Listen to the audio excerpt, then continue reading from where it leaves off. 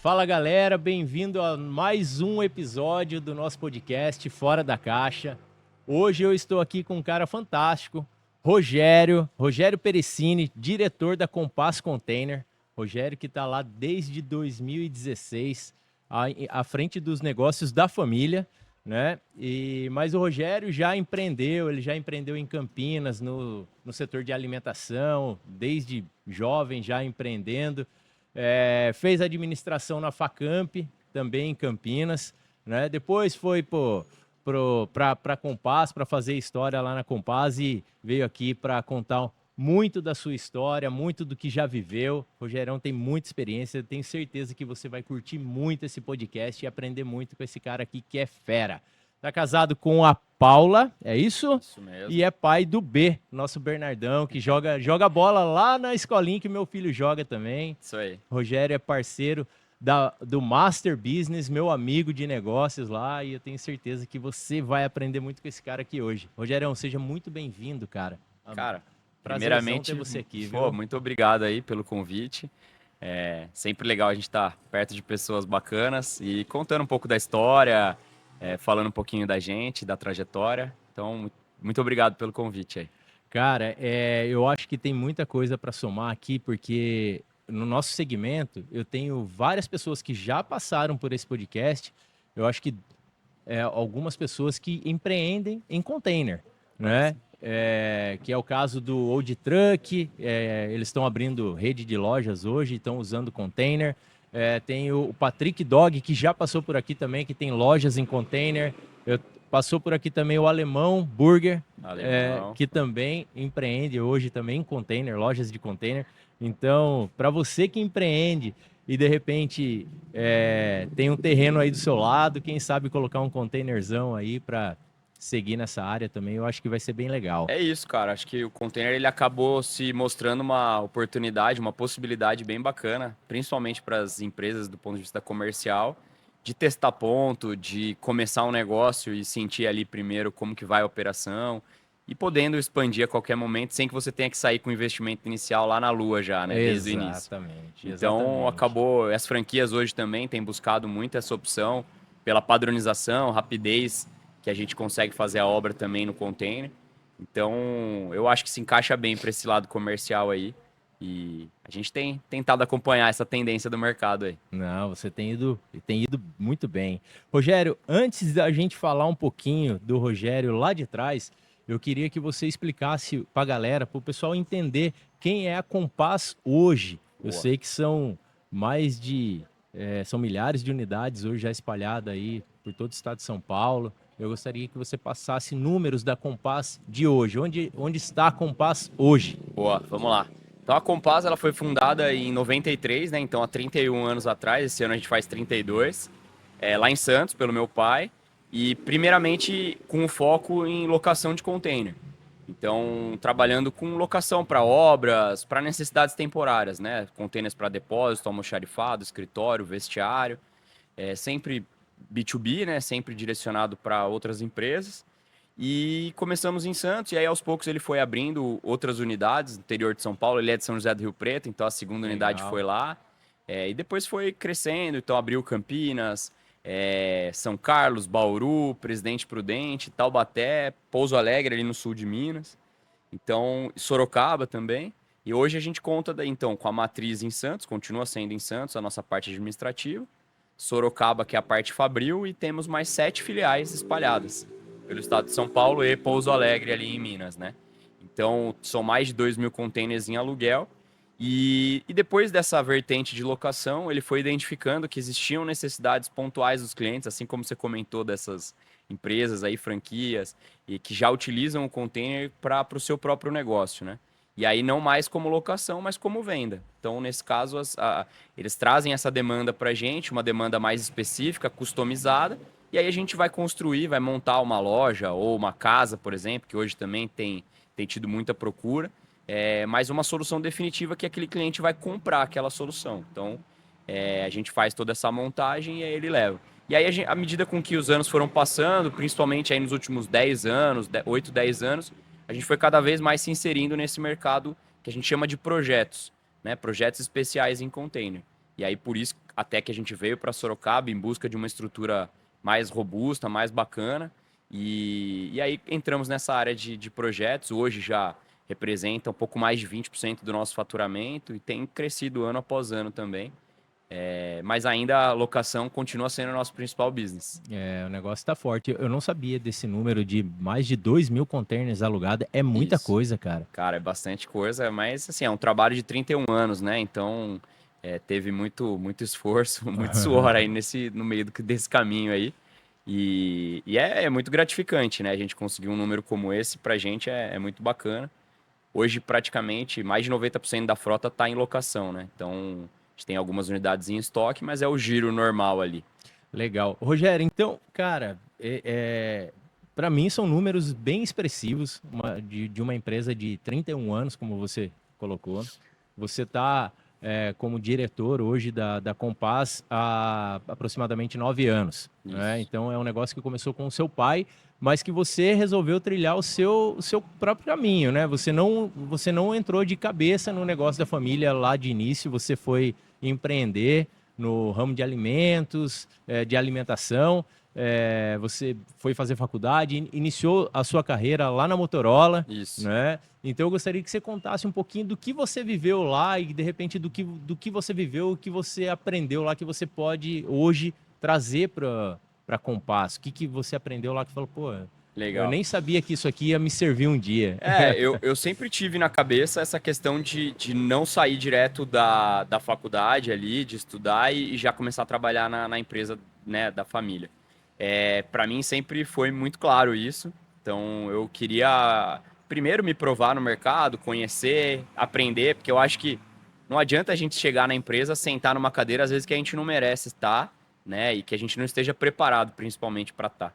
Então eu iniciei lá estagiando na Motorola, na área de compras, comprei muito produto de limpeza, muito descartável.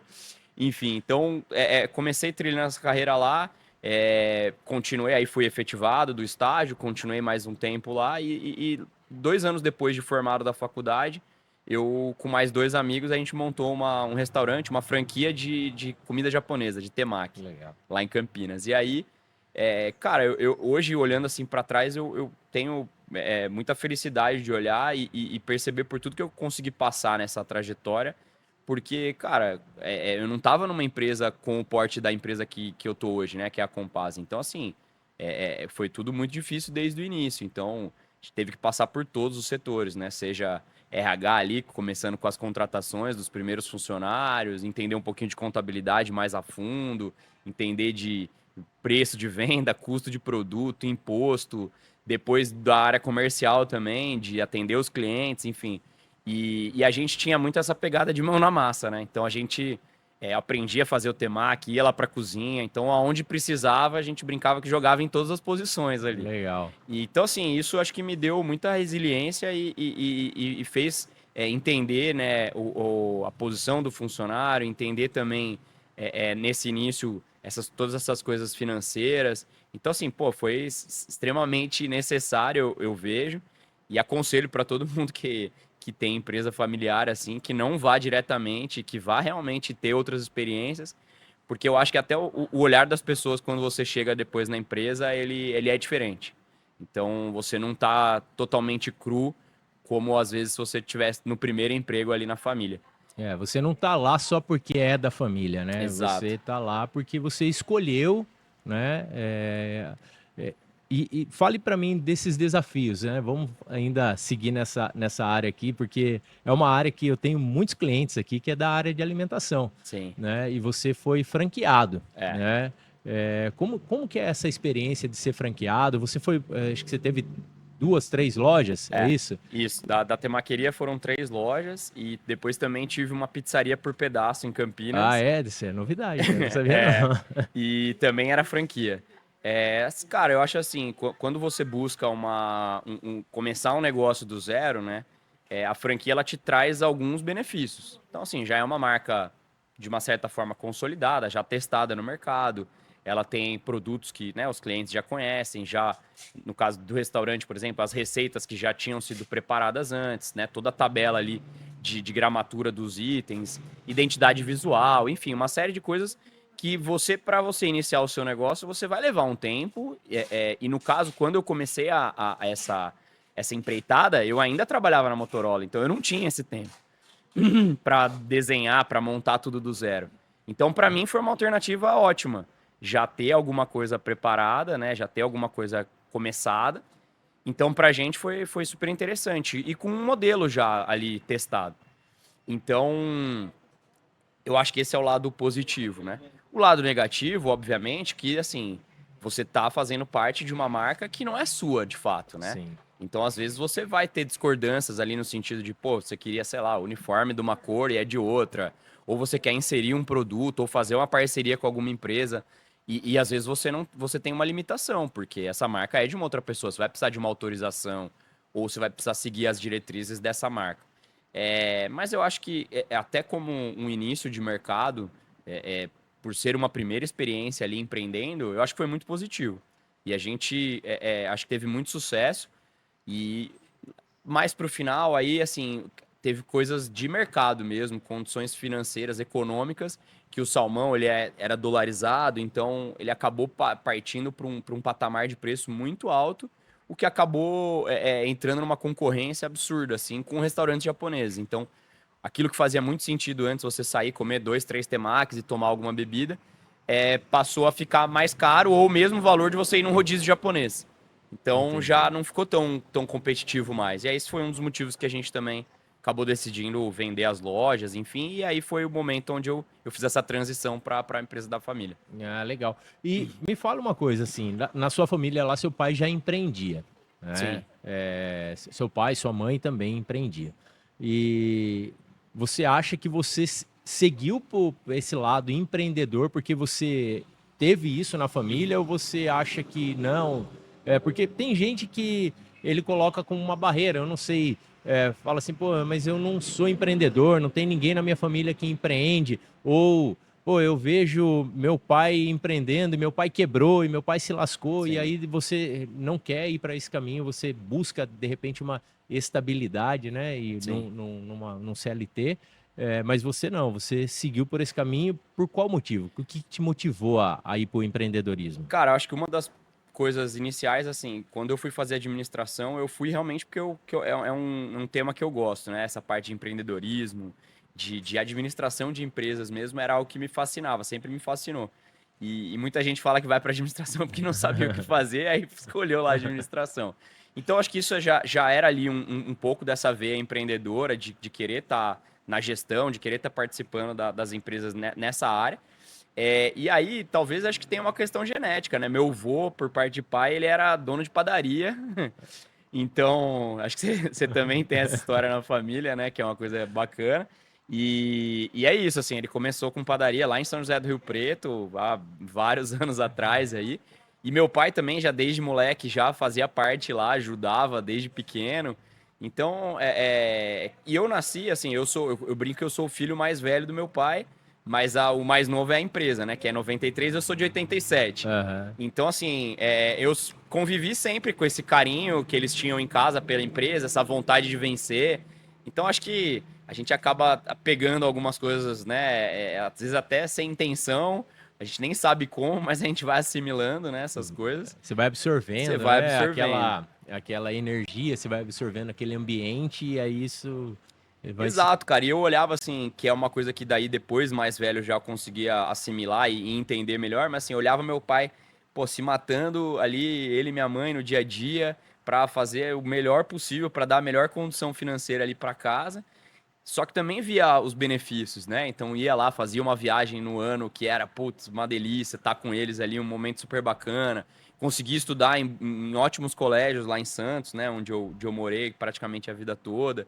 Então, eu olhava isso daí e falava, pô, acho que pode ser um caminho interessante, né? E aí hoje, assim, sem dúvida, eu recomendo para todo mundo que.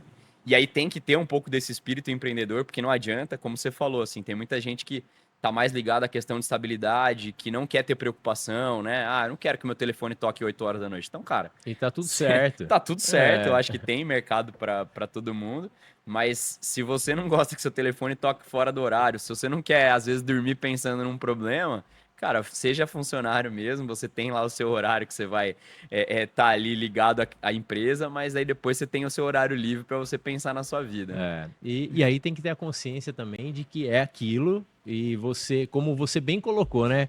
A franquia, eu também sou franqueado de um brechó, e você colocou, às vezes você tem vontade própria, mas você não pode porque aquela marca tem um dono, Exato. né? E aí você precisa entender também que quando você escolhe ser CLT, você está trabalhando para alguém e você não pode fazer aquilo que te dá na telha, né? Você vai ter as suas limitações e aí não adianta chorar. Se você realmente é um cara que pensa fora da caixa, que quer mudar de vida, quer fazer algo grande, é no empreendedorismo, é assumindo risco. É, Não tem jeito, e eu, né? eu partilho muito da meritocracia, né? Que eu acho que é uma das coisas mais interessantes que a gente tem. Que é assim, cara, você tem que fazer o seu trabalho, conseguir conquistar, alcançar os objetivos, mas não porque você trabalha das 8 às 5 num determinado lugar e você responde para tal pessoa.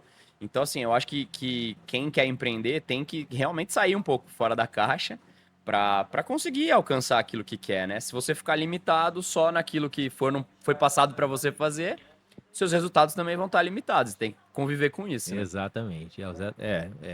Você assumir o risco para ter um grande prêmio, É isso. né? Se você não assumir esse risco, o seu prêmio de repente seja medíocre, né? E E eu, medíocre é na média, né? sim, sim. Então, E acho que mesmo nas experiências que não são bem sucedidas, elas servem muito como aprendizado, né?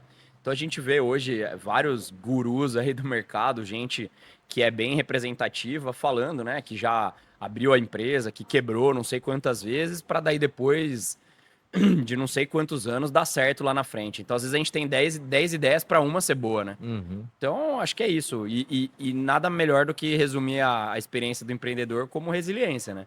É um eterno, uma prova ali que você passa todos os dias. Diário, diário. Rogério, e aí você saiu, né? Em que momento que você resolveu sair do seu negócio? Porque você já estava lá então com pizzaria, né? Isso, Tudo franquia, né? tudo Pizzaria, franquia. os restaurantes com os seus sócios e tal. E aí você sai e vai para Compass. Sim. Como é que foi esse momento? Como é que foi essa chegada? Como é que foi Então, essa virada aí?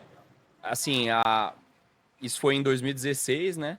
E daí meu pai teve um problema de saúde, assim, repentino.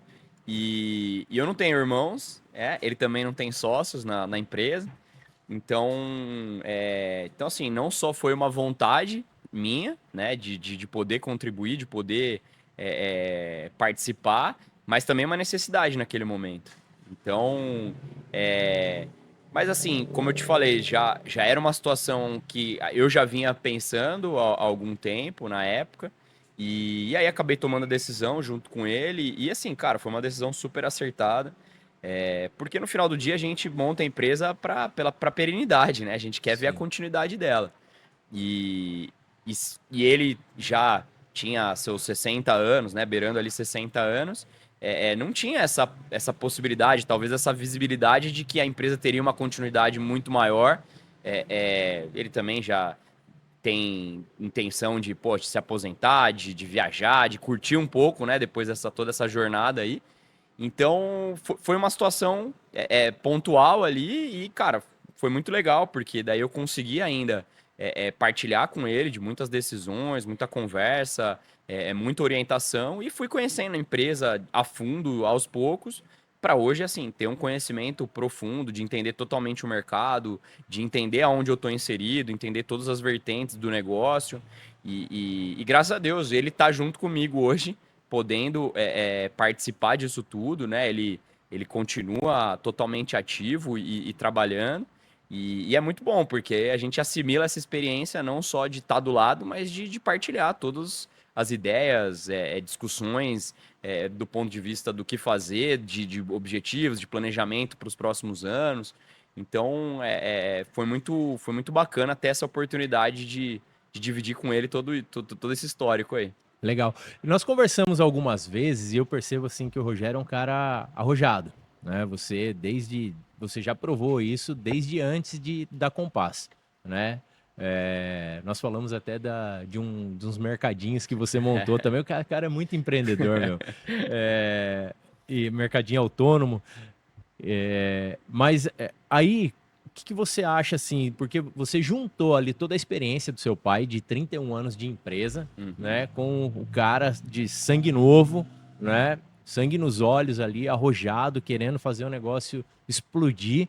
É, e eu acho, no meu ponto de vista, isso é muito bom, né, quando existe o equilíbrio, principalmente o respeito entre as partes, Sim. né, mas é uma empresa familiar, né? Qual é o desafio da empresa familiar? Porque seu pai, acredito eu, que seja uma pessoa mais conservadora nesse momento, Uhum. pelo menos no momento em que você chegou na empresa Sim. e você com sangue nos olhos para fazer o negócio acontecer. Como é que foi essa fusão aí de familiar? Eu falo que assim, acho que esse é um dos maiores desafios, né, que a gente tem, justamente quando a gente está numa empresa familiar, que é você conseguir conciliar os teus interesses pessoais, né, as tuas ideias, as tuas convicções, e não necessariamente, aí volta pro ambiente lá da franquia, né, porque o dono de fato de tudo é meu pai, né, então você tem que existir um convencimento, você precisa provar a sua ideia, você precisa se cercar de números, de informações para conseguir esse convencimento e explicar aquilo que está na sua cabeça, né? Então, eu acho que foi um desafio muito bacana e que me ensinou. Logo que eu cheguei, eu já cheguei com uma. Fui primeiro entender ali, conhecer, mas já cheguei com uma série de ideias e foi muito bacana, porque eu não pegava as ideias e ia implementar na prática logo de bate-pronto, né? Então eu sempre tinha esse tipo de discussão, de alinhamento, de conversa, não só com ele, mas como com os diretores também da época. É, porque a ideia ela precisa também se provar dentro daquele ambiente, porque às vezes a gente vem com uma ideia de fora e que de repente, sei lá, funcionava no restaurante, num ambiente menor, com uma equipe menor, pô, como que ia funcionar com uma equipe, sei lá, 8, 10 vezes maior do que a que eu tinha. Então, tudo isso daí precisava de análise, precisava fazer um entendimento melhor. Mas eu fui fazendo isso pouco a pouco, aí acho que à medida com que você vai tomando algumas decisões e vão tendo resultados, você vai ganhando confiança, isso te deixa mais confiante para trazer novas ideias. Cara, uma das lições assim que eu mais tirei da época da faculdade é a questão da diversificação, né? De você não apostar todas as fichas numa coisa só. Então eu sempre tive isso comigo. Então, desde a época da própria. Trabalhava na Motorola e comecei um negócio em paralelo que eu trabalhava de dia, mas à noite eu tava lá no restaurante trabalhando também. Porque eu falava, cara, é isso, eu não quero estar limitado ali no meu salário do que estão dizendo para mim que eu tenho que ganhar aqui por mês. Então tinha essa questão da segunda jornada ali com o restaurante. E aí depois, quando tinha um restaurante, falei, não, vamos ter outro. Aí depois o terceiro. Aí falamos, pô, já não faz mais sentido ter mais restaurantes, porque não tô diluindo esse risco, eu tô só aumentando Sim. quando eu tô criando mais coisas dentro do mesmo negócio. Então fomos e abrimos a pizzaria. Então sempre foi nessa linha. E aí quando eu venho para Compass, aparece uma oportunidade. Inicialmente eu bati na porta de uma empresa para ser fornecedor deles, que é a Oni, de mini mercado autônomo, que explodiu na época da pandemia. E aí, vendo uma reportagem do Pequenas Empresas Grandes Negócios, que eles apareceram, eu fui me colocar à disposição para ser fornecedor deles. E aí acabou que apareceu uma oportunidade de ser fornecedor com a minha loja, com a primeira loja em container aqui sendo fabricada pela Compaz. E aí, pô, foi muito legal, a gente iniciou essa trajetória, chegamos a ter 5 unidades, né, 5 lojas. Mas aí, nesse caso, não era eu que tocava o dia a dia ali, a minha esposa, a Paula, que ficava à frente. E aí é nessa linha, né, de sempre tentar tá diversificando. Legal. Rogério, hoje você está à frente, hoje você fica mais em Sorocaba, você está mais à frente da área de projetos.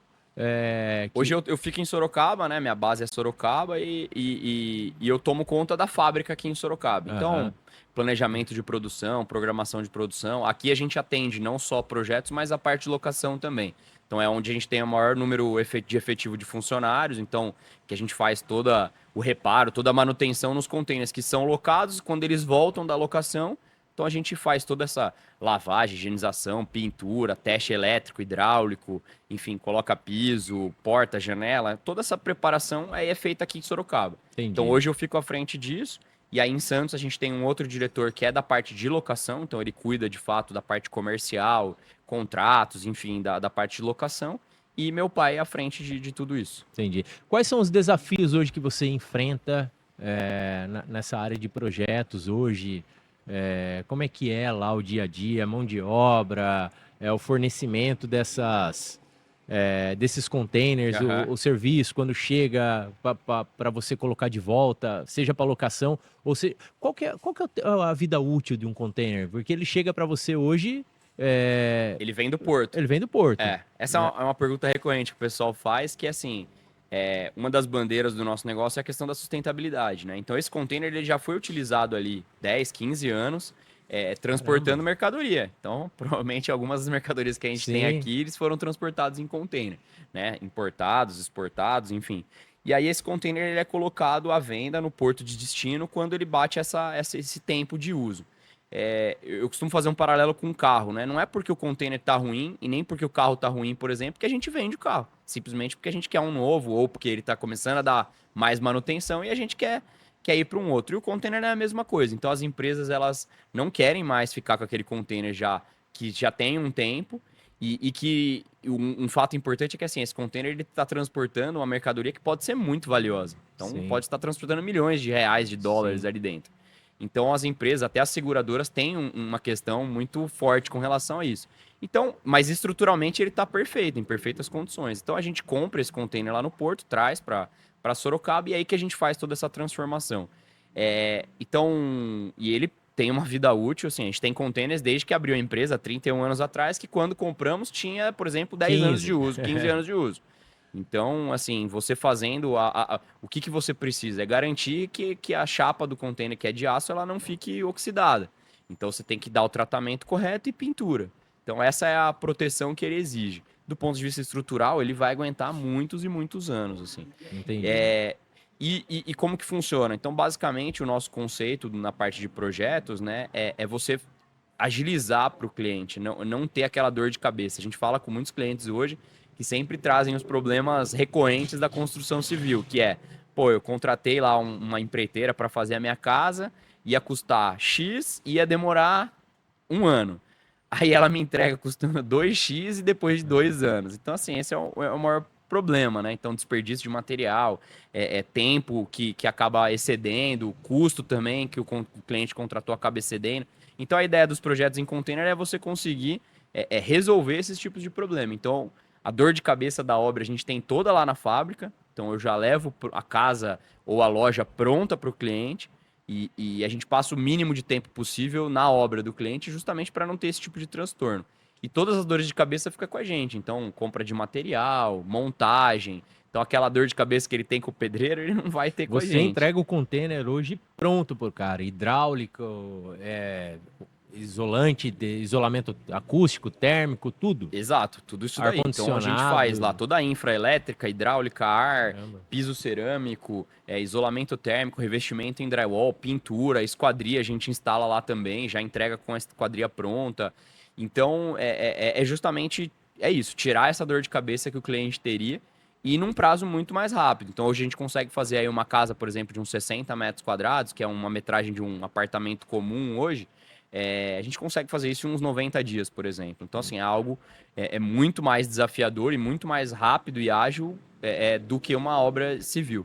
E uma comparação de custo hoje, para quem entra numa casa container hoje para uma casa de alvenaria, como é que fica É, o investimento aí? Hoje no mercado o pessoal fala para alvenaria entre 3 e 4 mil reais a estrutura, né, da casa, não O o acabamento. restante dos acabamentos e tudo mais. E a gente fala na parte do container nesses valores, mas com ela acabada, né? E aí você só precisaria entrar com a parte de mobiliário ali, uma marcenaria ou uma armoraria que você deseja.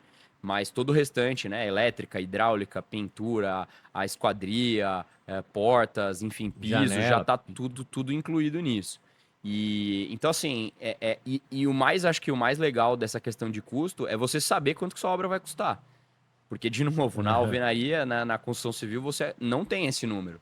Então, com quem a gente fala, 100% em 100% dos clientes que já fizeram obra de alvenaria extrapolaram, né, o Com orçamento certeza, inicial que eles tinham ali previsto. com E no certeza. nosso caso, não. Uma vez que você assinou o contrato, que vai ser aquele valor, Então, se é uma casa de 60 metros quadrados que vai custar 240, 180 a 240 mil, esse valor que tiver em contrato é o valor que você vai gastar.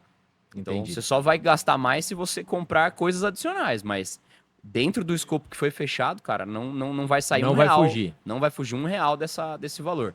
E qualquer reajuste, que é outra coisa que acaba acontecendo, né? No Então, meio numa do obra caminho. que você tem duração de 2 anos, quantos produtos não são reajustados dentro desse Exato, prazo? exato. Agora, numa obra de 90 dias, pode até haver algum reajuste, mas esse reajuste é assumido por nós mesmos. É o famoso ICC, né?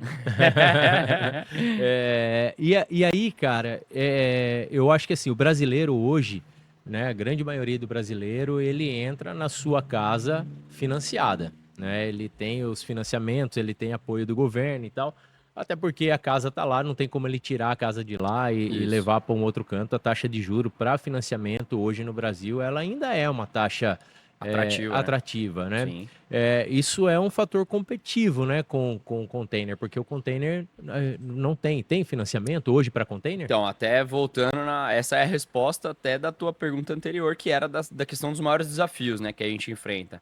Eu falaria que há uns anos atrás, aí 5, 8 anos atrás, acho que a questão cultural e o preconceito que se existia com construções em container era talvez ali o maior desafio.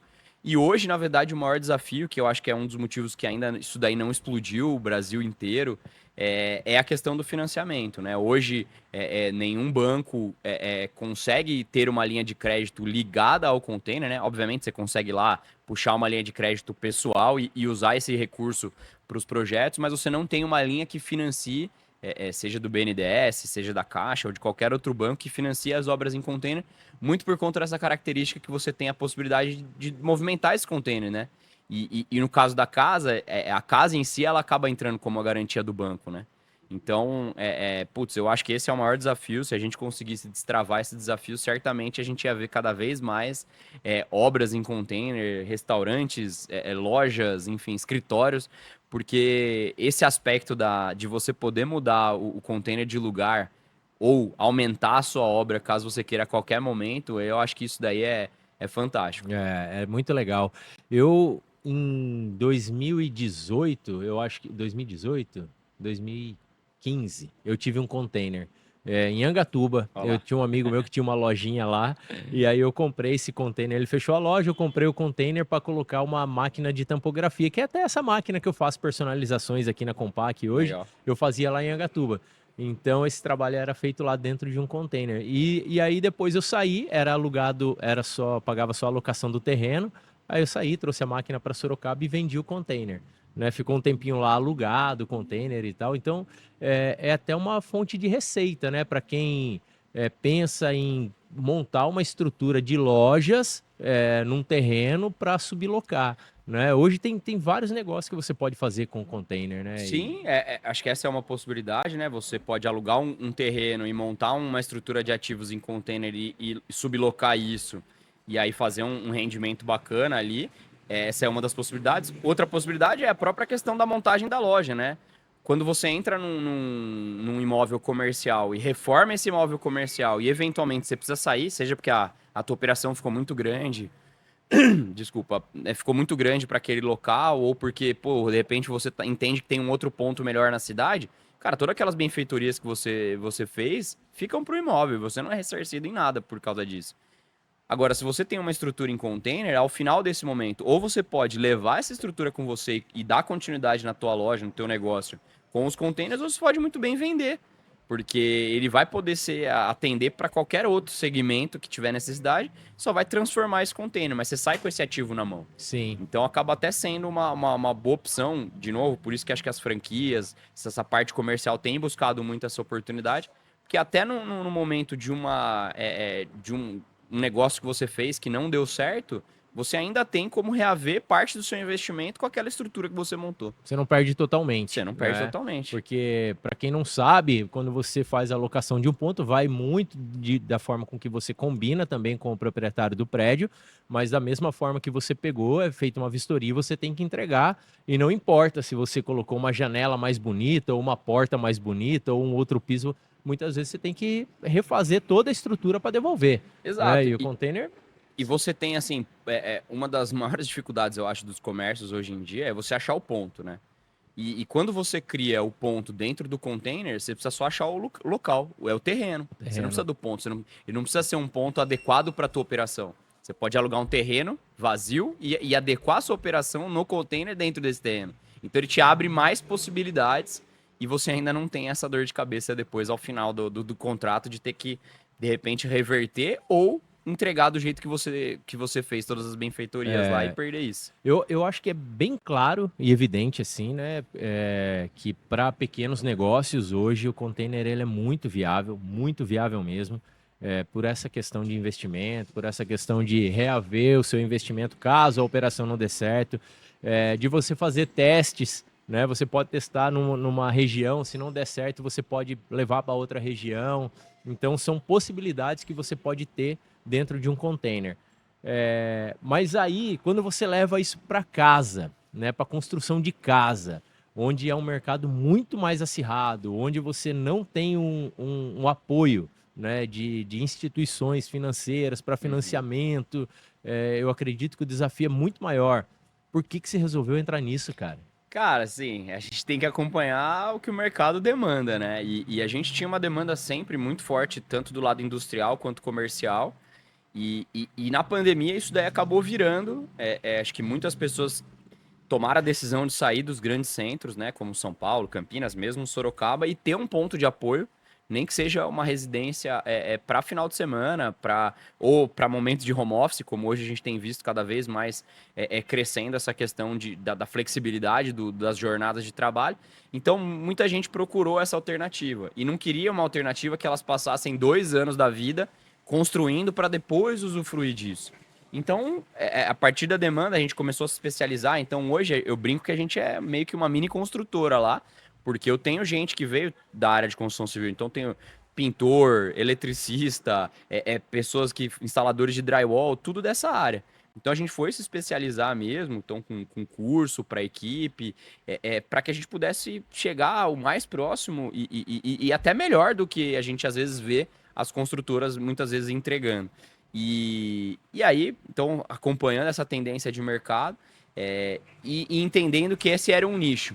E ele tem tanto esse lado da pessoa querer utilizar a casa no final de semana ou no seu momento ali de lazer, como também tem o ponto de vista comercial como uma renda passiva. Então, gente que montou, seja kitnets, ou sejam cabanas, chalés, para locação através de plataformas como Airbnb, Booking ou mesmo locação direta com as pessoas, para que isso representasse uma renda. Então ela pega um terreno que ela já tinha e faz um investimento no container e passa a ter um outro rendimento ali também. Entendi. Então foi nessa linha que a gente acabou se enxergando como um nicho de mercado e uma área que, pô, hoje, se a gente for depois, convido as pessoas que estão assistindo o podcast aí para poder ir lá aqui na Compass, né? A gente fica aqui na Aparecidinha.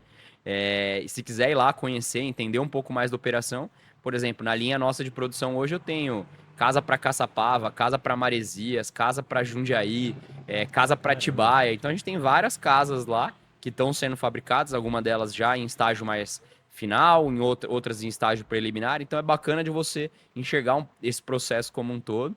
E a gente coloca também nas redes sociais, depois eu posso compartilhar com vocês aqui, os vídeos dessas casas prontas e as pessoas utilizando já. Pô, que legal. Então é bacana. Tem um showroom lá, não? Tem um Tem showroom, showroom? temos escritório em showroom, temos sala de produção e tem as casas, uma sala de descanso da equipe também, que fica lá sempre de showroom para as pessoas conhecerem, um espaço bacana.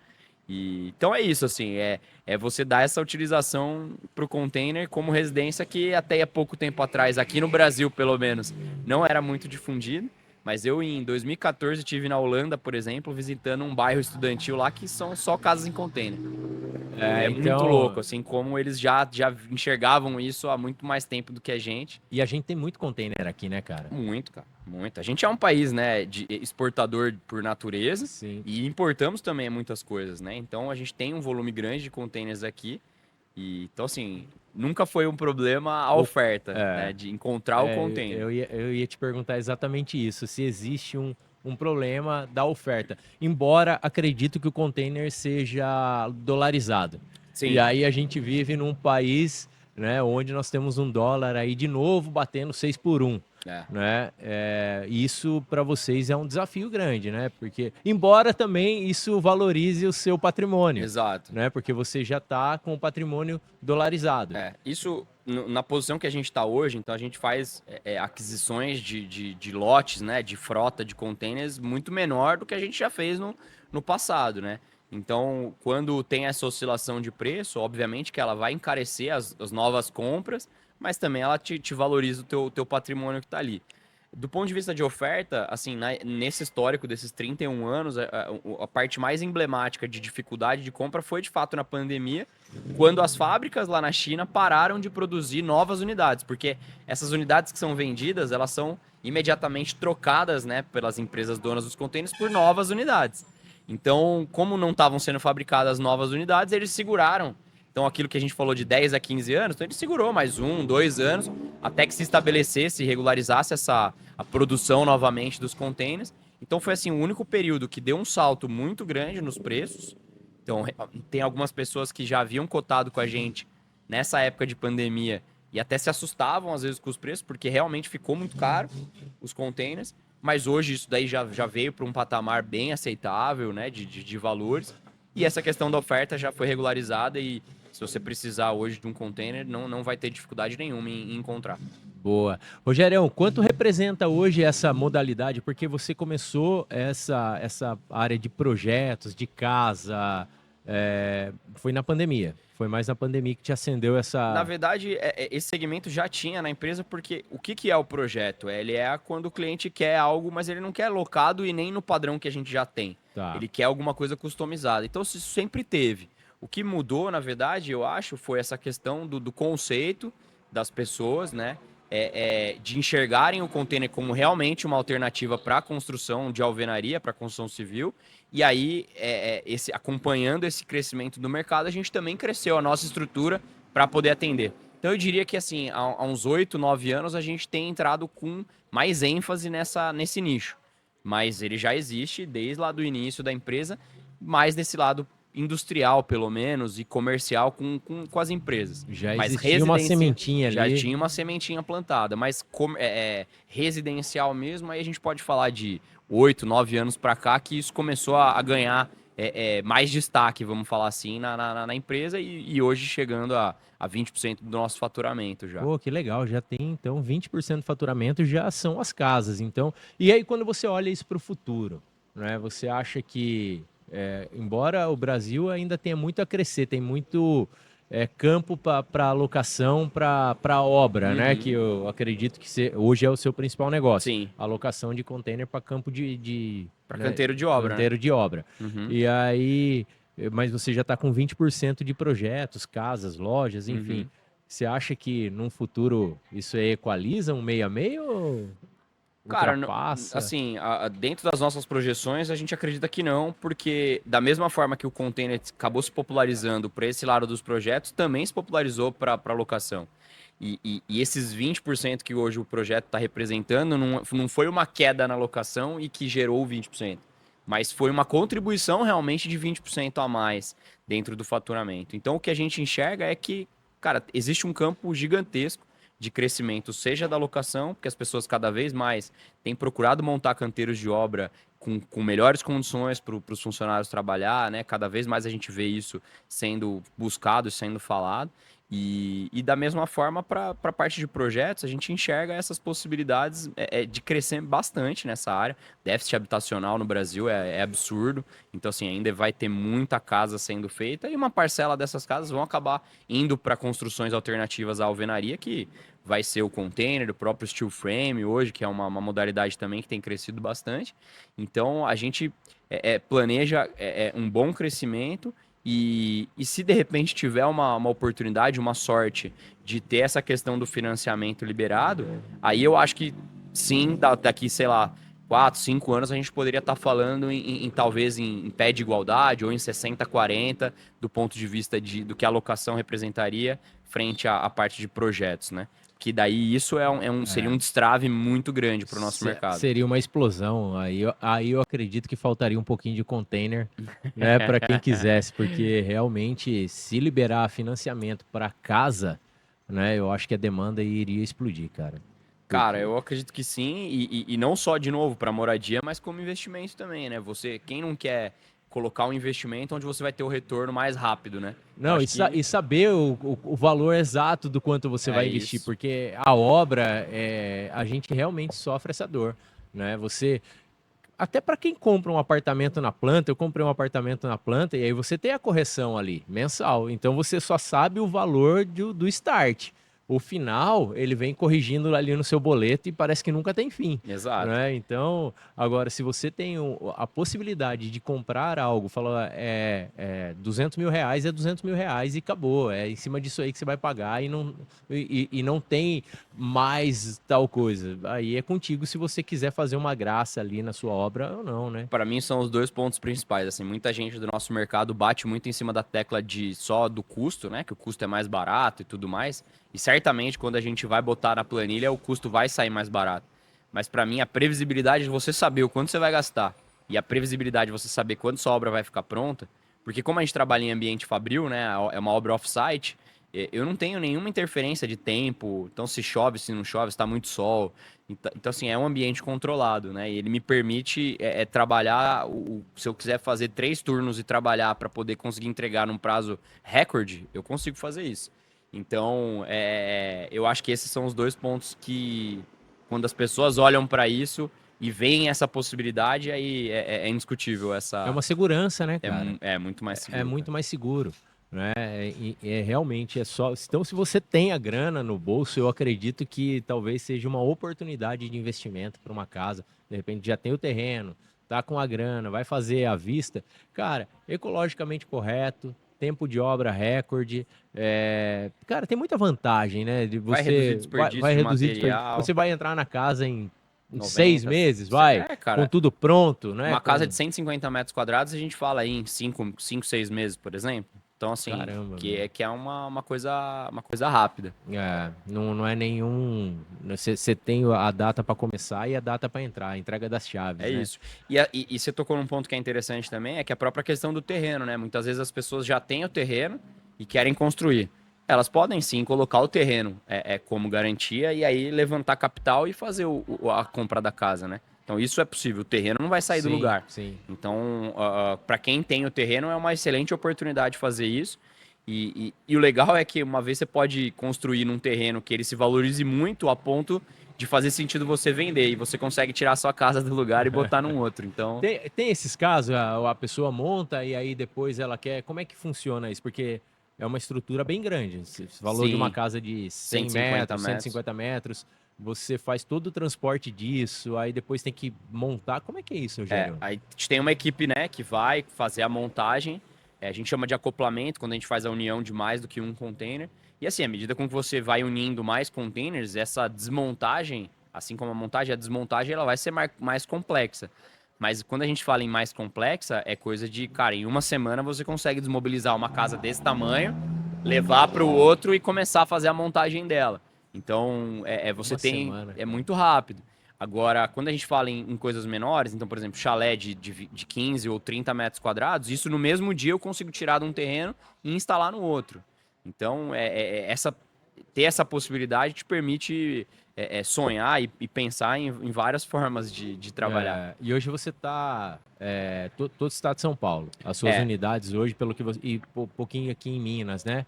quando Pouso a gente Alegre. isso, quando a gente fala das unidades, aí são todas elas voltadas para locação, Ah, tá. tá? Então, projetos a gente centraliza Sai aqui em tudo daqui. Sorocaba por conta da estrutura, por conta de toda a nossa equipe que a gente tem aqui e a infra para poder fazer os projetos. A gente atende preferencialmente estado de São Paulo muito por conta da distância, né? No caso do container, você tem um complicador que você não consegue desmontar ele para poder transportá-lo. Então, cada container vai num caminhão. Então, quando você vai muito longe com esse container, certamente o frete dele vai ser mais impactante do ponto de vista de custo. Sim. Então, e até também tem outras questões, né? A própria questão do acompanhamento, de um pós-obra, das garantias que a gente dá para os nossos clientes com relação, né, à vida útil ali do container e a todas as instalações que foram feitas. Não faz muito sentido, por exemplo, se eu tenho um cliente que fica em Manaus, fica em regiões mais distantes, porque eu vou ter dificuldade em dar essa atenção para ele caso ele deseje ou ele necessite de algo. Então, por isso que a gente escolheu dar essa atenção no estado de São Paulo. Cara, só esse mercado do estado de São Paulo ele já é gigantesco. Não, eu imagino. Se a gente pegasse as pessoas que querem fazer obra em containers, já não seria suficiente. A gente teria que ter 2, 3, 10 vezes mais o tamanho do que a gente tem hoje. Então, por isso que a gente limitou nessa área. A gente prefere dar atenção, realmente cumprir todos aqueles prazos que a gente estipula com os clientes, para não. Senão eu vou me assemelhar ao que justamente que eu não quero ser, que é um fornecedor da construção civil. Aí você vai atrasar a obra do cara É isso. e aí acabou o diferencial, né? Exato, eu vou atrasar, vou entregar sem qualidade, né, fora do valor, e aí eu já não tenho diferencial nenhum mais. Então, Gerão, tamanho da Compaz hoje, perante a concorrência, nível Brasil, nível São Paulo, hoje vocês lideram esse mercado, como é que é? parte de locação de container, hoje a gente é líder desse segmento.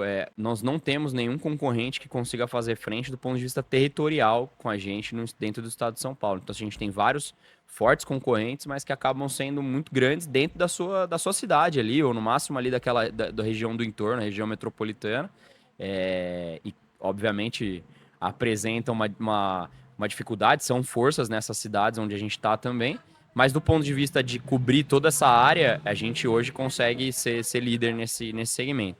Na parte de projetos, assim, existem outras empresas também que trabalham com container, mas eu enxergo que do ponto de vista da estrutura que a gente conseguiu montar, justamente por já ter essa bagagem de 31 anos, né, fazendo locação, uma frota grande, então a gente tem uma estrutura bem diferenciada também nessa área. Entendi. Legal, cara. E vocês pretendem expandir para outros estados ou não? Como você está entrando em Minas, pretende expandir um pouquinho mais em Minas, nessa área de locação, ou você pretende seguir crescendo aqui nos projetos? A gente já teve ideia de crescer mais, né, as bases de locação, ir mais longe, né? Só que de momento a gente enxerga que assim a quantidade de containers que a gente tem hoje consegue abastecer bem as nossas unidades e cobrir bem a área tanto territorial quanto a carteira de clientes que a gente tem. Então acho que hoje o foco nosso é cada vez mais ser mais eficiente dentro dessa nossa área. Quanto mais longe você vai, mais custo fica, mais dispendioso, mais difícil é a supervisão também, né? Você tem uma operação com várias unidades, você também sabe um pouquinho disso, de como que é você, muitas vezes, tá num local e às vezes tá com um problema no outro, enfim. Então, por conta disso tudo, a gente decidiu centralizar essa nossa parte de produção num endereço só, que é em Sorocaba, e ter, sim, esses pontos de atendimento da locação espalhados, mas hoje a gente não enxerga muito crescer outras cidades, mas sim explorar mais, aproveitar mais os mercados onde a gente já está inserido hoje. Tá. Nós estamos exatamente enquanto a gente grava esse episódio aqui, a gente está passando por um momento econômico de uma guerra comercial, né? China, Estados Unidos, os dois gigantes do mundo aí travando uma guerra comercial. Você acha que isso pode impactar? Já vem impactando o dólar, porque o dólar ele vem disparando Sim. essa semana, mas ainda em termos especulativos aí, né? Você acha que isso pode impactar muito o seu segmento, a sua área? Porque a gente hoje a alocação é para o setor de construção civil, né? E embora o Brasil, talvez nessa guerra comercial, falam que pode se beneficiar, porque né, na guerra entre eles lá, de repente eles passem a olhar e buscar alternativas mais nos países que já são os parceiros latinos, comerciais. Exatamente. Né? Talvez a gente possa ser privilegiado nessa guerra aí. Você acha que esse momento, como nós vivemos, né, um momento de pandemia, nós tivemos também, onde nós tivemos que eu acho que você deve ter sofrido bastante, nós conversamos, que foi da Lava Jato, né? Que você acha que esse é um momento que a gente vai passar por alguma crise também? Seja ela econômica, seja ela na construção civil? A nossa expectativa, assim, sempre que o setor da construção civil está aquecido, a gente consegue se beneficiar disso, né? A gente acaba acompanhando esses números. Como a gente falou um pouco mais cedo, né? O déficit habitacional no Brasil é muito grande, então, independente de crise que for, as obras vão ter que continuar, né? A gente tem não só do ponto de vista habitacional, mas de infraestrutura também, as estradas, né, pavimentação. Então, isso assim, são todas coisas importantes para a gente, e porque a gente acaba sendo grande fornecedor dessa área. Então, no nosso entendimento, independente dessa questão externa, né, que hoje é uma disputa ali mais entre Estados Unidos e China do ponto de vista comercial e dos tarifaços lá que o Trump colocou para outros países também, a gente entende que aqui a gente não vai ter muitos problemas nesse sentido. A nossa preocupação, óbvio, é que isso possa gerar uma recessão econômica mundial. E aí, certamente, o Brasil não vai ficar ileso de qualquer variação que tenha, que seja de ordem mundial. E aí as pessoas ficam cada vez mais ali avessas a risco ou a investimentos. E então, certamente, vai acabar nos afetando também. Então, a gente fica olhando muito atento para isso, mas a nossa expectativa é que não, que até por conta dessa questão que eu te comentei, do preconceito, das pessoas estarem vendo como uma possibilidade interessante, e até às vezes pensando em diminuir risco, em diminuir investimento, o container pode também se apresentar como uma ótima oportunidade para isso. Então, a gente espera que esse cenário que a gente montou e traçou que acabe acontecendo, né? Que apesar de todas essas temeridades aí, essa agitação externa, que o Brasil consiga passar bem por tudo isso. Eu acho que o empreendedor brasileiro ele está acostumado a lidar com a, né, Ele é otimista de natureza, ele né? é otimista de natureza e está acostumado a lidar com as turbulências de mercado, né? A gente fica de olho lá, mas a gente é muito bom em fazer, em executar aquilo que a gente está disposto a realmente entregar, né? A gente executa e entrega, a gente Sim, executa e entrega. E eu acho que, como a gente é muito... O brasileiro, ele é muito rápido, né? Nas adaptações, o brasileiro, ele quer as coisas de forma mais rápida, ele quer uma entrega mais rápida, e de repente a gente busca mais esse imediatismo. Então ele não tem o perfil de investir no longo prazo, sim. né? Então eu acredito que para quem investe mais no longo prazo, de repente a pessoa olhe esses momentos de turbulência com um pouco mais de preocupação. O brasileiro, ele fala, não, eu me adapto bem aqui, eu faço esse movimento, eu usava aquela matéria-prima, eu vou usar outra, Sim. eu comprava esse tipo de produto, mas agora eu compro outro, eu comprava lá, agora eu compro aqui. Ele se adapta muito rápido. Ele é exigente, mas ele é flexível, né? Ele Exato, sabe se adaptar mesmo, né? exato. E você como um empreendedor nato, né? O Rogerião que começou lá nos restaurantes de comida japonesa, hoje performando muito bem com a Compass.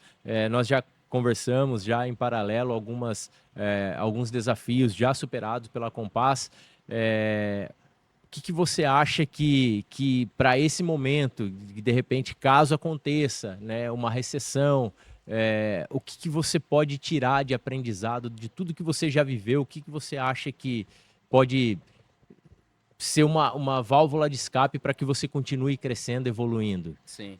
Cara, assim, eu acho que nesses momentos de recessão, a gente sempre tem que estar com os olhos voltados também para dentro, né? Então, não só ficar preocupado com o que está acontecendo no mundo, se de repente você não está olhando para dentro da tua empresa e tem frases aí muito batidas, mas que diz que custo é igual unha, né? Toda hora você tem que ficar cortando porque eles vão crescendo. A gente não percebe à medida com que a operação, a empresa vai crescendo, você vai trazendo também custos, né?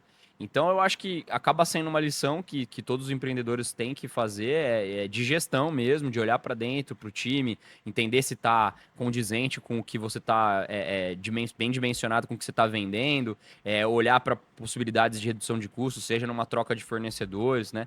A gente hoje participa de um grupo de empresários e acho que isso também é um caminho que a gente procura olhar com muito carinho, que na verdade, você tem várias pessoas passando pelos mesmos desafios, né? Então, assim como lá na Compasa, aqui você tem também desafios de equipe, de contratação, às vezes de coisas financeiras, de precificação, de parcerias. Então, isso também é uma coisa que eu olho com muito bons olhos, que é tentar cada vez mais estar inserido nas praças onde a gente está, ter um bom relacionamento com o mercado, porque eu não vejo pontos negativos para isso, só pontos positivos, cara. Você tocou num assunto agora, né, do custo igual a unha, o tempo todo você tem que estar cortando. E eu vou te falar uma coisa, cara. Até o ano passado, eu tinha uma equipe de 37 colaboradores. Hoje nós estamos em 32 colaboradores. E eu tive uma crescente já no meu primeiro trimestre. Nós crescemos acima do que a gente estava projetado para crescer. E melhorando o nosso efetivo, melhorando a nossa performance, olhando para dentro. Sim. Né? Que o tempo todo você tem que estar olhando para dentro e cuidando do seu custo ali, cuidando de processos, melhorando o processo. De repente, um processo que você tem 3 colaboradores, se você colocar um equipamento ali, melhora o equipamento, você reduz isso para 2. Então, não é só contratar na hora de crescer, né? É realmente olhar para dentro e você ver o que você pode controlar ali. Tem coisas que vão fugir do nosso controle, Sim. que é o caso que está acontecendo, né? Mas tem coisas que a gente pode controlar e deve controlar, que faz parte do nosso papel, né, Rogério? E, cara, assim, tem pontos que são muito importantes hoje que já estão sendo falados, mas eu acho que cada vez mais vão ganhar representatividade, né? Hoje a gente tem falado de inteligência artificial, de como isso pode beneficiar, seja desde o lado do atendimento ali, de dar uma resposta mais rápida para o cliente, como também de agilizar alguns processos internos. Então, eu acho que nessa hora a gente fazer comparativos com outros empresários, com outras empresas, trazer conceitos novos para dentro. Tem uma coisa também que eu sou muito adepto, que é o testar rápido. Então, assim, eu trago bastante coisa para lá, testo, não deu certo, descarta, vamos para a próxima ideia. Tudo que é aquilo que a gente fica muito tempo ali desenhando, pensando, elaborando, muitas vezes a gente acaba nem colocando na prática, porque a gente queria que saísse perfeito. Então lá a gente procura trazer bastante coisa, conversa com a pessoa que está ali no setor, conversa com a pessoa que está trabalhando, lidando com isso no dia a dia. Se a gente não tem a resposta, a gente tenta trazer também profissionais de mercado. Hoje eu tenho lá assessoria de produção, assessoria de RH, para trazer justamente comprar tempo, né? Na verdade é isso que a gente está fazendo, porque talvez a gente até chegue na mesma resposta, mas vai demorar muito mais, a gente vai bater muito mais cabeça.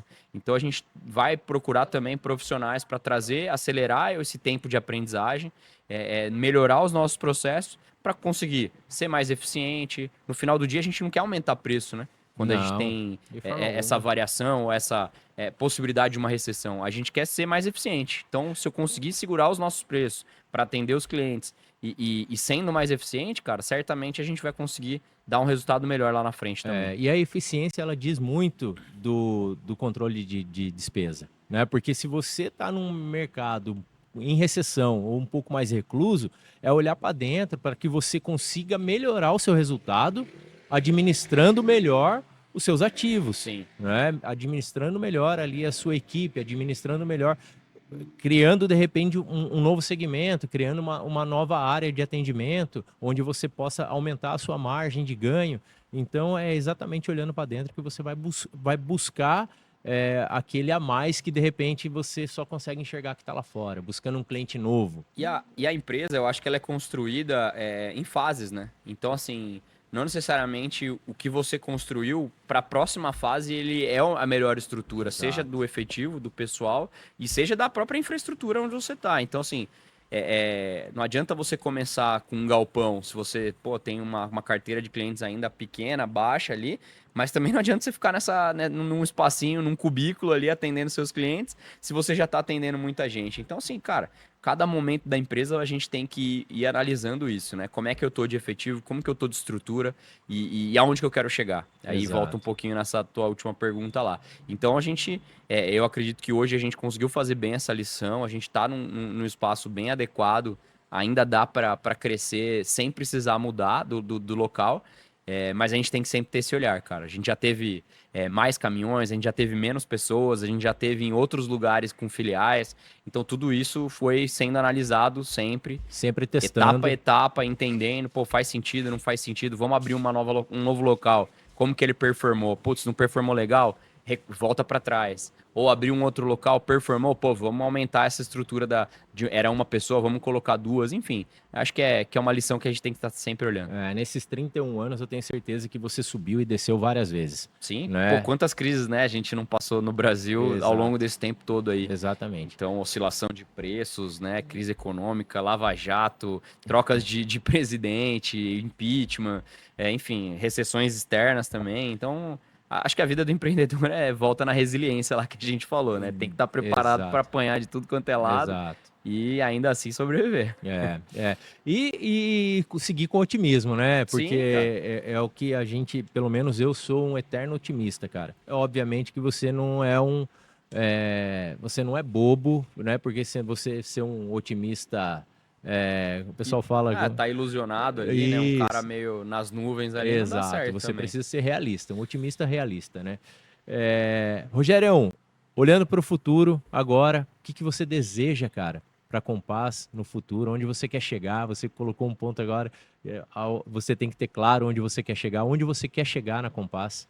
Bom, eu acho que do ponto de vista de atuação e de segmentos que a gente tem atendido, eu estou bem contente. Acredito que a gente conseguiu chegar numa situação bacana.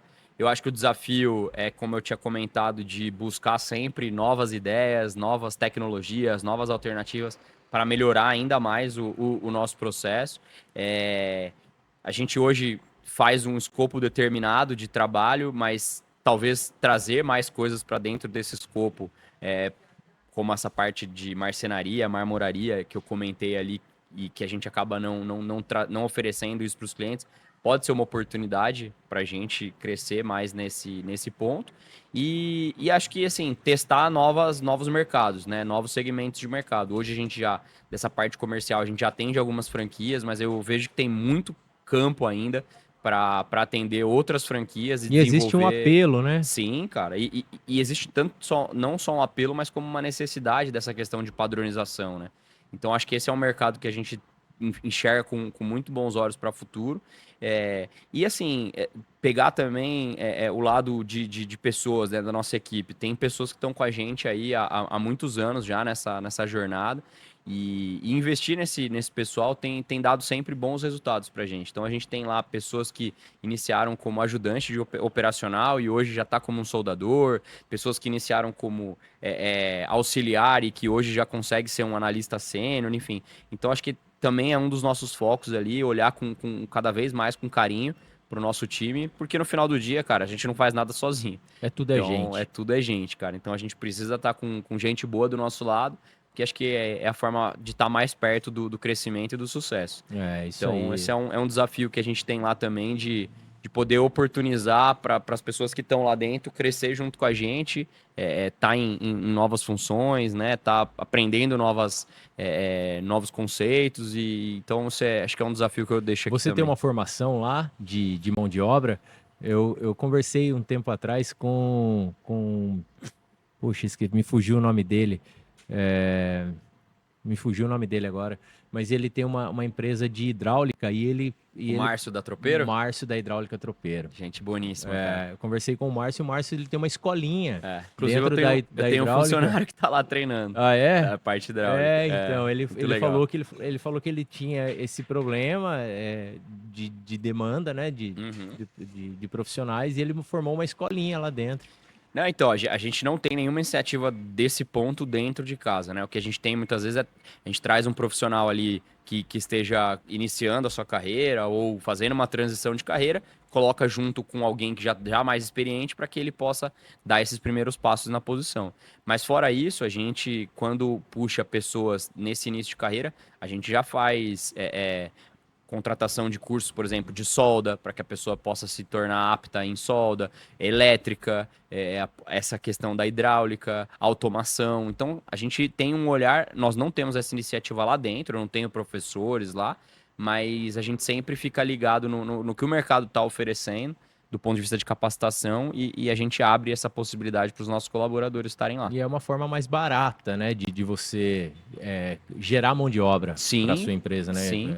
Aqui na Compaq mesmo, eu tenho alguns caminhos de entrada, né? A gente geralmente entra pelo caixa, através do caixa forma um vendedor, o vendedor que aí ele vai se desenvolvendo, ele vai tendo o conhecimento, ele entra como repositor, de repositor ele vai para estoquista, depois ele pode passar para motorista. E eu acredito muito nesse trilhar dentro da empresa, porque ele vai aprendendo um pouquinho não, ele aprende muito da cultura da empresa, ele vai absorvendo a cultura da empresa e ele vai dominando cada área ali, né, a ponto dele ficar por anos dentro da sua empresa. Pode ser que lá na ponta depois ele saia, mas ele já trilhou um bom caminho ali. Tem empresas de vários segmentos hoje de varejo que está com turnover muito alto, né, rodando o tempo todo. Sim. E aí a gente consegue, dessa forma, segurar um pouquinho mais e trazer a galera, E né? eu acho que quando a gente prepara o pessoal que está dentro de casa, a gente está fazendo um bem também para a gente mesmo, né? Para a própria empresa. Porque você quer ter pessoas de qualidade do seu lado ou não, né? Então, acho que quando Exato. a gente olha com esse olhar, não só a gente está fazendo o bem para alguém, porque a gente está oportunizando, está fazendo com que essa pessoa se desenvolva e possa, né, buscar outros ares, e algumas delas acabam realmente saindo, né? Porque conseguem oportunidades, a gente não vai conseguir dar oportunidade para todo mundo dentro, né? Então elas acabam saindo, mas assim, eu acho que a gente sai, mesmo que a pessoa saia, a gente acaba se sentindo com o dever cumprido, né? Porque ela entrou aqui lá buscando o seu primeiro emprego, ou que nem eu falei ali, fazendo uma transição de carreira, iniciando a jornada dela, de repente, numa loja de um atacado, num varejo, e ela vai aprender muito daqui, ela vai levar isso certamente como conhecimento, como consideração quando ela sai. Então, acho que o caminho que a gente acaba olhando é isso, dar essa oportunidade lá dentro, uma vez que você não vai ter talvez tantas oportunidades assim, porque por mais que a gente queira, a gente é empresa familiar, não somos multinacionais, né? Onde a gente consegue dar essa oportunidade para todos que querem crescer ali dentro. Mas a gente sabe que tá fazendo algo legal. Ah, com certeza está fazendo algo muito legal, né? Agregando muito na vida de pessoas, ajudando pessoas a construir seus espaços e evoluir como profissional. Eu acho isso fantástico. Rogério, nós estamos chegando ao fim aqui do nosso episódio. Eu acho que foi um conteúdo muito legal. Não sei se você gostou tanto quanto eu, Pô, né? demais, Mas cara. eu conheci um pouco sobre container. A gente já conversou algumas coisas, mas teve assuntos aqui para mim inéditos hoje aqui sobre a Compass, sobre o container. Para mim foi muito relevante. Eu espero que você também tenha curtido esse papo aqui. Mas antes de você ir embora, Rogério, eu queria que você deixasse uma mensagem fora da caixa para essa galera que empreende, que nos acompanha aqui no nosso canal e que essa mensagem ela vai ficar por muitos anos aí. Boa. Então eu gostaria que você deixasse essa mensagem de empreendedor para empreendedor ou para quem sabe, para quem um dia vai empreender. Legal. Bom, primeiro, pô, agradecer a oportunidade, né, novamente. É muito legal ter pessoas como você, assim, com essa iniciativa de receber outras pessoas aqui contando um pouco da história. Então, fiz questão de estar aqui. A gente já estava tentando combinar, não tinha conseguido ainda casar a agenda. E espero que muitos outros venham aí e que continue sendo um sucesso. Pô, mensagem em cima do que a gente conversou aqui é isso, de ter resiliência, as pessoas não desistirem, né, nas primeiras pancadas que tomarem. Acho que sendo empreendedor é a coisa que mais vai acontecer, é você ver desafios na sua frente, é o funcionário que você tinha preparado e de repente ele sai, as condições são as condições de mercado, às vezes o ponto que não deu certo, enfim. Cara, a gente tem N motivos para pensar em desistir. Mas em vez da gente olhar para os motivos para desistir, acho que vale a pena a gente olhar no que a gente tem a ganhar continuando. Então, eu quero sempre poder dar uma vida melhor para o meu filho e para minha esposa e para minha família de uma maneira geral. Então, colocar isso na ponta do destino ali e falar, vamos buscar isso daí, vamos em frente. Olhar para trás não dá, não. Boa, Rogério. Acho que é isso. Rogério, cara, sensacional. Uma mensagem eu acho super bacana e eu aproveito aqui para deixar também uma mensagem para quem nos acompanhou até aqui, para que você pegue um modelo de container para sua vida. Que se tá ruim no ambiente, muda de lugar.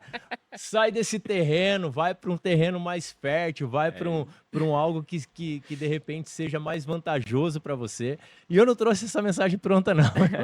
Eu trouxe Pensa fora da caixa, né, cara? O container, ele é isso também. Ele realmente é uma caixa. muda a sua vida, tira ele desse lugar que você tá, de repente aí que tá parado, você precisa se movimentar, sai, vai buscar informação, vai buscar quem já percorreu um caminho que você já percorreu, que você deseja percorrer, se aproxima de pessoas boas, né? Muda o ambiente, porque eu acho que tudo na vida, o ambiente, ele pode não ser um fator determinante, mas ele Ajuda muito, cara. ajuda muito, né? E hoje nós temos, né, um grupo de empresários no qual a gente faz parte lá, que tem várias pessoas lá que nos ajudam a evoluir, ajudam a crescer. E a gente não pode ter vergonha, acho que, de compartilhar os desafios, né, cara? Não. A jornada do empreendedor, ela já é muito solitária, né? Exato. Então, se a gente ficar guardando só com a gente, acho que até por terapia não é bom. Então, é bom conversar, é bom conhecer, porque certamente você não é o melhor naquilo que você está fazendo em tudo dentro da empresa, né? Então, quando a gente busca conhecimento de fora também, eu acho que isso daí é fundamental para a gente continuar crescendo. Exatamente. Só vem a somar. Rogerião, gostaria que você deixasse aqui como é que o pessoal encontra a Compass nas redes sociais, o Rogério nas redes sociais. Boa.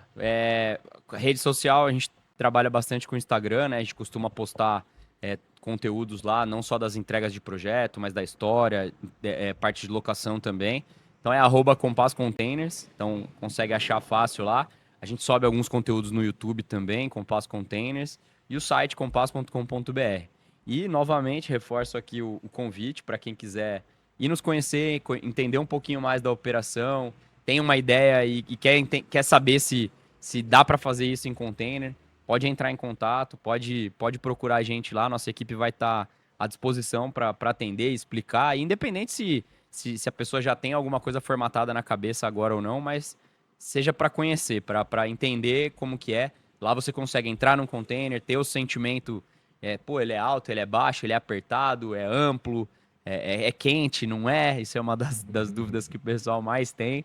Então, vá lá com a gente tomar um café, vai ser um prazer receber e contar um pouquinho do que a gente não contou aqui, da nossa história, mas principalmente para ver os containers lá. Eu estarei lá. Eu faço questão de ir lá para conhecer, não só a estrutura, mas para conhecer a Compass como um todo, né? Para a gente se conhecer ainda mais. A gente já estava aqui fazendo negócio, então eu acho que eu vou lá em breve, viu, Rogerião? Sim, não, e foi muito legal ter vindo aqui, né? Apesar da gente já se conhecer, já ter trocado bastante ideia, mas também nunca tinha vindo. Então, pô, parabéns pela estrutura e por toda a organização. Muito legal conhecer mais de perto e é isso aí, pô, sucesso. Valeu, Rogerião. Cara, e me segue também nas redes sociais, @Compac Embalagens. Você vai ficar por dentro de tudo do mercado de embalagens. Para você que busca qualidade e atendimento rápido, você vai encontrar na Compac. Aproveita, toca no sininho aqui para você também acompanhar tudo que acontece aqui no nosso canal. Me segue no Instagram também, JR Queiroz, JR. Segue tudo, compartilha esse vídeo para quem faz sentido, para quem está empreendendo, para quem busca um espaço para empreender, para quem tem um terreno para construir uma casa, tá aqui a oportunidade. Procura o Rogério da Compass. Valeu, obrigado e até logo. Rogerião, sensacional, cara. Valeu, Você Junior. curtiu? Pô, Gostou? demais, cara. Que legal. Super gostoso, velho, trocar aí.